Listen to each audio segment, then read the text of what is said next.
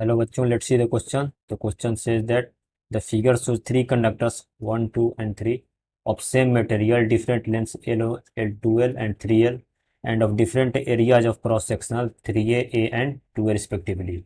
Arrange them in order of increasing current drawn from the battery. यहाँ पर तीन conductor दिए हैं, ठीक है।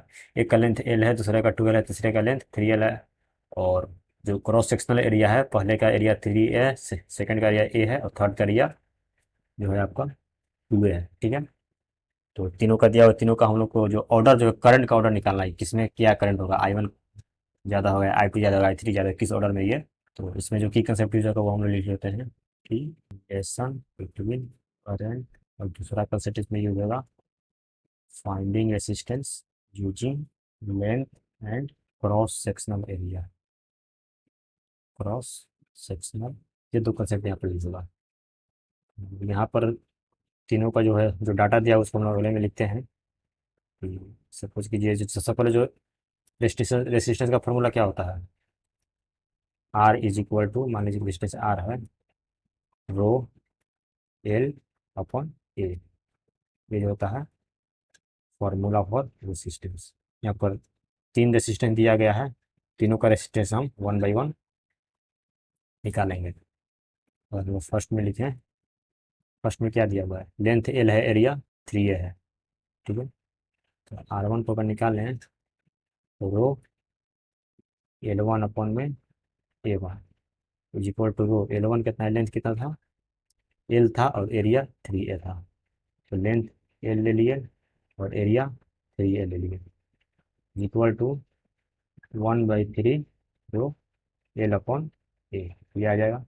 इसको अगर आगे लिखना है तो क्या लिख सकते हैं, R/3 लिख सकते हैं, क्योंकि ये वैल्यू क्या है, ये वैल्यू आर के बराबर है। दूसरे के लिए अगर हम लिखें R2, उसके लिए क्या लिखा जाएगा, रो L2 अपॉन A2, ठीक है। रो L2 क्या है, L2 में 12 है और एरिया ए है, ठीक है। L2 में लेंथ क्या है, 12 है और एरिया ए है, इज इक्वल टू, टू बाहर आ जाएगा, two rho L upon A is equal to two R, ये वैल्यू आर के बराबर है। इसका डिस्टेंस कितना आ जाएगा, 2 आ जाएगा।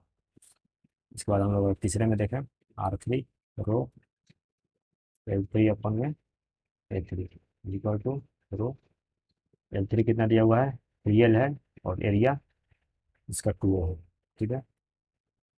लेंथ जो है 3L है और एरिया जो है 2 है।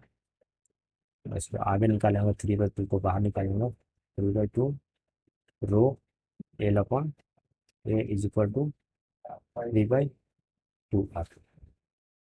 तो यहाँ पर तीनों का हम लोग को ऑर्डर मिल गया है रेसिस्टेंस का। तो रेसिस्टेंस का ऑर्डर क्या हो जाएगा, अगर ऑर्डर लिखे हम लोग, ऑर्डर ऑफ रेसिस्टेंस, यहाँ पर सबसे ज़्यादा कौन है का, सबसे ज़्यादा ये है, सेकंड है R2। उसके बाद क्या है, 2R के बाद क्या है, ये 1.5R होगा, ये 1.5 होगा और ये क्या होगा, ये 0.6 होगा। तो ये वाला हो जाएगा, R2 बड़ा है R3 से, R3 बड़ा है R1 से। और करंट क्या होता है, करंट इन्वर्सली होता है, ठीक है, जिसमें जिसका रेसिस्टेंस ज़्यादा है उसका करंट कम हो जाएगा। तो लिख सकते हैं हम लोग, हेंस करंट ऑर्डर, करंट क्या होगा, अपोजिट होगा। तो R1 है, R1 का रेसिस्टेंस सबसे कम है तो उसका करंट सबसे ज़्यादा होगा, I1 will be maximum, then I3 and यहाँ पर ऑप्शन क्या है, 132, ठीक है। ऑप्शन 132 क्या है, 132, ठीक है। So the correct option will be option number D. Hope you are understood it well, best of luck.